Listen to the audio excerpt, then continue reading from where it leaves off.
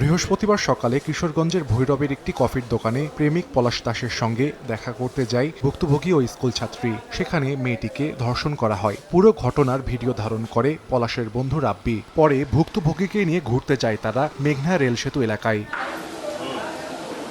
সেখানে কয়েক যুবক ছিনতাই করে তাদের মোবাইল ফোন। তাতে ধর্ষণের ভিডিও দেখে আটকে রাখা হয় পলাশ আর রাব্বিকে। এরপর আবারও ধর্ষণ করা হয় ওই স্কুল ছাত্রীকে।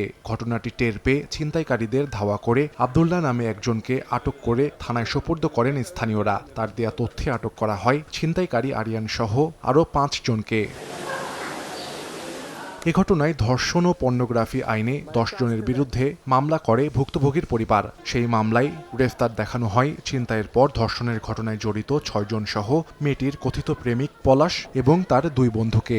শুক্রবার আদালতের মাধ্যমে কারাগারে পাঠানো হয় আসামিদের।